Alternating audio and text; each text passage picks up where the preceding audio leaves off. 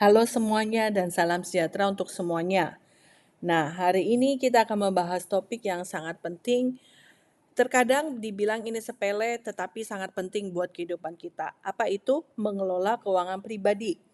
Mungkin ada di antara kita yang pernah bertanya-tanya, kenapa ya uang saya cepat habis? Padahal saya merasa tidak pernah belanja atau tidak pernah jajan. Atau ada beberapa juga di antara kita yang bertanya bagaimana cara menabung dengan konsisten. Nah, di sesi ini kita akan membahas langkah-langkah praktis untuk mengelola keuangan dengan lebih baik. Dengan cara ini, pastinya kita akan menghindari masalah finansial, pastinya kita akan mencapai tujuan keuangan yang kita inginkan, dan pastinya kita merasa lebih aman secara finansial. Yuk, mari kita mulai. Judul dari presentasi hari ini adalah Tips for Managing Personal Finance atau tips mengelola keuangan pribadi. Tujuan dari sesi ini adalah memberikan panduan sederhana dan juga efektif untuk membantu kita semua, supaya kita bisa mengelola keuangan pribadi kita dengan lebih baik. Di sini kita akan membahas langkah-langkah utama, seperti membuat anggaran atau budget, bagaimana kita menabung, dan bagaimana kita mengelola pengeluaran. Semua ini dirancang untuk membantu kita mencapai kebebasan finansial dan juga memaksimalkan potensi keuangan kita. Yuk, mari kita belajar sama-sama ya. Why is managing personal finance important? Ada 4 alasan yang saya mau bagikan ke teman-teman. Yang pertama adalah avoid financial problem. Dengan mengelola keuangan, kita bisa menghindari masalah finansial seperti utang yang tak terduga. Yang kedua, increase financial freedom. Ini membantu kita mencapai tujuan finansial seperti menabung untuk pendidikan, kita menabung untuk membeli rumah, dan juga menabung untuk liburan yang kita impikan. Lalu yang ketiga apa? Provide security and peace of mind.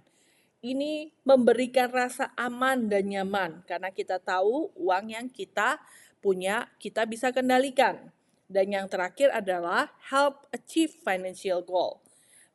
Meningkatkan kebebasan finansial sehingga kita bisa membuat keputusan yang lebih baik untuk masa depan kita. Selanjutnya kita bahas adalah langkah pertama, yaitu create a monthly budget, membuat anggaran bulanan.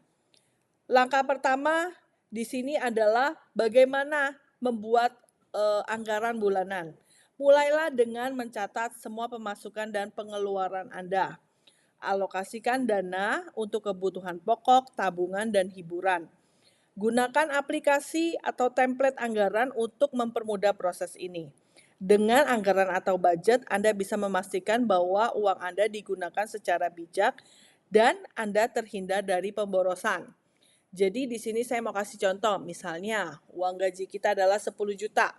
Kita sudah alokasikan berapa biaya untuk sewa kamar kita, berapa biaya untuk makan kita, berapa biaya untuk entertainment kita, berapa biaya untuk transportasi kita. Ketika kita sudah membudgetkan biaya-biaya yang memang akan kita keluarkan setiap bulan, maka itu akan menjadi patokan atau jadi guidance kita. Ketika kita sudah melewati itu, kita sudah harus mulai mengerem. Oke, selanjutnya adalah meal planning. Rencanakan makanan Anda, ya. Rencanakan makanan kita. Apa aja, bagaimana langkah-langkahnya buat rencana makanan mingguan untuk menghindari makanan atau pemborosan dan pengeluaran makanan yang berlebihan. Jadi kita harus create our weekly meal plans. Tujuannya adalah supaya kita bisa mengatur makanan kita dalam sehari-hari berapa anggaran yang kita mau keluarkan. Terus yang kedua, dengan kita merencanakan makanan kita, maka kita akan menggunakan bahan-bahan yang sudah ada di rumah untuk mengurangi limbah makanan. Terus yang ketiga, dengan kita memasak di rumah, pastinya kita juga lebih hemat dan lebih sehat dibandingkan makanan di luar. Misalkan kita mau masak nasi goreng, bahan baku untuk memasak nasi goreng ya paling murah katakanlah 10.000. Kalau kita makan di luar pastinya restoran atau si penjual nasi goreng mau untung dong. Ya katakanlah dinaikkan keuntungannya menjadi 10.000. Jadi dia menjual nasi gorengnya 20.000. Di situ ada gap atau selisih sebesar 10.000. Di mana kalau kita masak di rumah, pastinya kita bisa menghemat 10.000. Ya, 10.000 itu kecil sih, tapi kalau kalian kalikan dengan 30 hari, maka akan jadi 300.000. Kalau kita kalikan dengan 365 hari, maka jadi besar sekali 3.650.000. Dan selisih itu sebenarnya bisa kita tabungkan, ya. Jadi perubahan kecil seperti ini dapat memberi dampak besar pada pengeluaran kita semua. Selain itu, ingat, dengan memasak di rumah, kita akan sehat. Oke, selanjutnya adalah compare price before buying. Nah, apa ini? Membandingkan harga sebelum membeli. Kita sama-sama tahu bahwa di offline ataupun di online, yang namanya penjual untuk satu produk itu sellernya banyak sekali. Mungkin barang itemnya satu yang jual atau yang bisa menawarkan produk itu bisa ratusan seller atau ribuan seller. Dan kalau kita beli di online, pastinya kita bisa mengetik, misalnya kita mau mencari apa, slice beef 500 gram. Kita cuma tinggal klik itu dan kita akan menemukan banyak sekali ratusan seller atau bahkan ribuan seller. Tinggal kita memilih, oh mana nih harga yang termurah. Tapi ingat, dalam membandingkan kita harus menyamakan kualitas, yaitu comparison yang apple to apple, bukan comparison yang tidak apple. Kalau kualitasnya lebih rendah, harganya lebih murah, ya itu sudah pasti. Tapi di sini kita ingin membandingkan harga yang apple to apple. Jadi dalam langkah yang ini kita harus selalu mencari penawaran terbaik. Kita juga lihat ada diskon atau enggak, terutama pada saat kita belanja online. Terus yang kedua adalah gunakan aplikasi atau alat untuk membandingkan harga dengan cepat. Yang ketiga, berbelanja pada saat promo atau menggunakan cashback bisa menghemat banyak uang. Di sini kita sama-sama tahu dan sudah bukan rahasia umum lagi kalau e-commerce yang ada yang namanya Harbolnas. Biasanya tanggal-tanggal kembar. Kalau misalnya bulan 1 yaitu 11, bulan 5 itu adalah tanggal 5 bulan Mei, di mana pada saat itu hampir semua seller memberikan diskon. Termasuk dari e-commerce juga. Tujuannya adalah menarik pembeli supaya membeli pada hari tersebut. Dengan kebiasaan kita membandingkan harga, maka kita dapat memastikan bahwa uang yang kita gunakan itu kita gunakan secara optimal. Selanjutnya adalah avoid consumer debt, yaitu hindari utang konsumtif. Utang konsumtif adalah salah satu penghambat terbesar dalam mengelola keuangan. Ayo, fokuslah pada membeli barang yang dibutuhkan, bukan yang diinginkan. Kadang-kadang kita suka lapar mata. Kita diajak pergi ke mall atau kita lagi jalan-jalan ke mall. Sebenarnya sih kita nggak butuh sepatu. Tapi ketika kita lihat, wah sepatu itu bagus sekali ya. Tiba-tiba kita lapar mata dan kita lupa, oh sebenarnya kita tidak menganggarkan untuk membeli sepatu bulan ini. Yang terjadi adalah apa? Ya sudah, saya punya kartu kredit, limit saya masih ada, saya gesek aja. Nah, itu menimbulkan hutang yang sebenarnya tidak diperlukan. Tapi gunakanlah uang kita secara bijak untuk memang kebutuhan yang benar-benar perlu.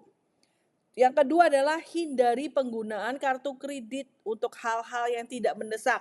Seperti yang tadi saya bilang, membeli barang-barang yang memang bukan kebutuhan kita, tapi hanya kita lapar mata saja karena kita ingin, oh saya ingin sepatu baru, saya ingin tas baru. Ya. Terus yang ketiga, jika sudah memiliki hutang, prioritaskan untuk melunasinya terlebih dahulu. Jadi jangan, oh bulan kemarin saya punya hutang 1 juta. Ya sudahlah, limit saya masih ada 9 juta karena total limit saya 10 juta. Gak apa-apa, kita gesek aja. Nah itu juga sangat berbahaya. Yang ada adalah kita harus lunasi hutang bulan lalu dulu, baru kita bisa menggunakan kartu kredit kita lagi. Kenapa? Kalau kita terus menggunakan, tahu-tahu kita nggak bisa bayar dan itu akan menimbulkan bunga.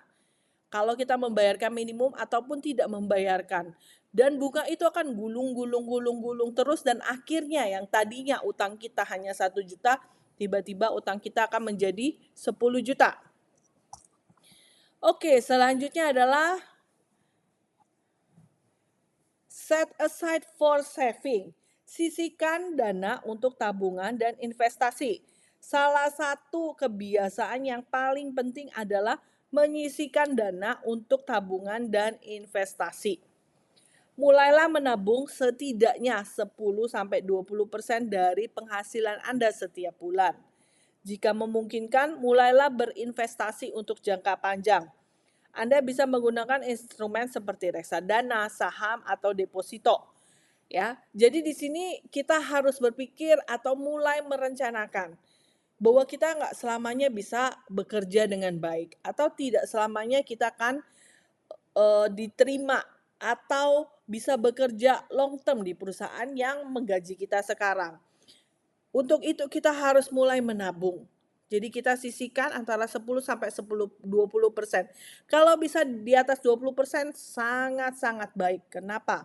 Karena itu adalah untuk tabungan kita sendiri dan gak ada ruginya. Selain itu dengan menabung kita juga mendapatkan bunga. Jadi ayo mulai jadikan kebiasaan, jadikan habit menabung. Sisihkanlah 10-20%. Langkah ini membantu uang Anda untuk bertumbuh dan mempersiapkan masa depan Anda yang lebih baik. Ya. Selain menabung, kalian juga bisa melakukan investasi. Kalau belum terbiasa atau tidak mengerti, lebih baik jangan lakukan. Mulai carilah course-course kalau kalian mau melakukan investasi, carilah course-course. Investasi ini banyak, sekarang banyak ada di mana-mana. Bahkan bank-bank yang sudah online pun menawarkan investasi seperti ini. Jadi pelajari, kalau memang kalian yakin silahkan kalian mulai berinvestasi. Oke, terus selanjutnya adalah cut subscription service atau kurangi langganan yang tidak penting. Langkah sederhana berikutnya adalah cut subscription service. Kadang-kadang banyak banget subscription yang kita lakukan di bulan-bulan sebelumnya. Misalnya sebenarnya sih nggak punya waktu untuk nonton. Tapi karena gengsi, karena pride, ya udahlah saya subscription Netflix seperti itu misalkan. Tapi padahal nggak pernah nonton. Jadi apa yang sebaiknya kita mulai lakukan dari sekarang adalah tinjau semua layanan berlangganan kita. Ya, seperti streaming, seperti gym atau aplikasi. Streaming yang tadi saya bilang, apakah memang kita punya waktu untuk menonton? Gym, apakah memang kita punya waktu untuk pergi gym? Jangan kita sudah order atau kita bayar subscription untuk 1 tahun, ternyata hanya dipakai belum tentu setahun ada sebanyak 5 kali atau 10 kali, bahkan mungkin hanya sekali saja di awal. Ya, atau aplikasi-aplikasi yang nggak penting, kalau memang itu tidak dapat membantu Anda atau mengimprove kehidupan Anda, lebih baik Anda cut. Jadi ingat, hapus layanan yang jarang Anda gunakan atau carilah opsi yang lebih murah kalau Anda tetap mau berlangganan. Dengan mengurangi biaya ini, kita pasti bisa mengalokasikan dana untuk hal yang lebih penting. Oke, selanjutnya adalah apalagi nih langkahnya? Reduce energy consumption. Ya, penghematan energi juga bisa membantu mengurangi pengeluaran bulanan. Yang paling penting apa? Yuk, matikan lampu dan peralatan ya saat tidak digunakan. Gunakan perangkat hemat energi seperti lampu LED. Jadi kalau memang zaman dulu kita masih pakai lampu yang bukan LED, itu biayanya lebih besar, wattnya lebih besar. Ganti dengan LED walaupun mahal di awal, tapi kita yakin bahwa biayanya itu akan lebih murah. Dan kurangi konsumsi listrik, air, dan air untuk menghemat tagihan. Jadi kalau kita nggak pakai, mbok ya dimatiin gitu loh. Kalau udah lagi siang-siang, ya sudah matikan lampu, nggak perlu pakai lampu. Kenapa? Masih terang, masih ada matahari. Ya. Terus langkah sederhana ini bisa memberikan penghematan yang signifikan di dalam jangka waktu yang panjang. Ingat, mungkin penghematan kita hanya 100.000, 200.000. Itu mungkin bagi sebagian orang itu uang kecil. Tapi kalau kita kalikan beberapa bulan, itu akan jadi besar. Kecil-kecil, sedikit-sedikit, lama-lama jadi gunung. Jadi yuk kita mulai penghematan ya. Terus yang selanjutnya adalah ini yang paling penting, prepare an emergency fund. Ya, simpan dana darurat minimal 3-6 bulan pengeluaran untuk kebutuhan tak terduga, seperti sakit atau kehilangan pekerjaan. Pastikan dana ini disimpan di tempat yang mudah diakses. Dengan dana darurat, Anda akan merasa lebih aman secara finansial. Jadi kita harus pikirkan balik yang seperti yang saya bilang, bahwa tidak selamanya perusahaan yang saat ini menggaji kita dapat menjaminkan bahwa dia akan tetap memakai kita 1 atau 2 atau bahkan sampai 5 tahun ke depan. Jadi kita udah harus menyiapkan. Kalau tiba-tiba amit-amit bukan mendoakan, kita sakit di 6 bulan ke depan. Kita nggak punya dananya, terus siapa yang mau mengobati kita? Bagaimana cara kita berobat? Jadi ayo mulai menabung dan kita siapkan emergency fund. Ya paling enggak kita amankan biaya-biaya yang bisa mengcover keuangan kita selama 3-6 bulan ke depan. Oke, selanjutnya adalah evaluate and control expense, evaluasi dan kontrol pengeluaran. Evaluasi pengeluaran secara rutin adalah langkah penting untuk menjaga keuangan yang tepat, ya, dan juga tetap sehat. Yang pertama, lacak kemana uang Anda pergi setiap bulan. Ini makanya penting banget buat budget. Di situ kita akan bisa melakukan balance and check, ya. Oke, kita anggarkan untuk makanan 1 juta. Ternyata setelah 1 bulan berlalu, kita mengeluarkan untuk pengeluaran makanan kita misalkan 1,5 juta, berarti kita boros 500.000 di bulan ini. Apa yang harus kita lakukan? Oke, di bulan depan kita mengurangi anggaran kita supaya apa? 500.000 itu kita bisa gunakan untuk saving kita. Terus lakukan pengurangan pengeluaran yang tidak perlu dan alihkan untuk kebutuhan yang lebih penting. Ya, gunakan diskon, cashback atau promo untuk memaksimalkan penghematan kita. Jadi kita perlu melakukan evaluasi nih setiap bulan.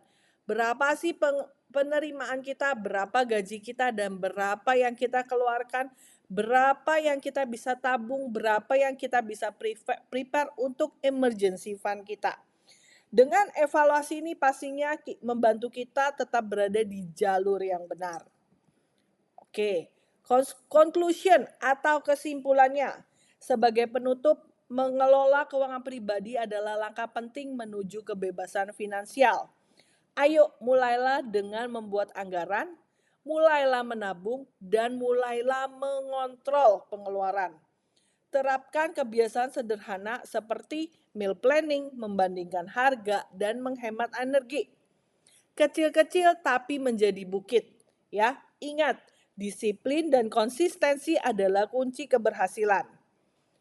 Terima kasih telah mengikuti sesi ini dan mari mulai perjalanan keuangan kita dengan langkah pertama hari ini. Semoga presentasi ini membantu kita semua. Terima kasih semuanya.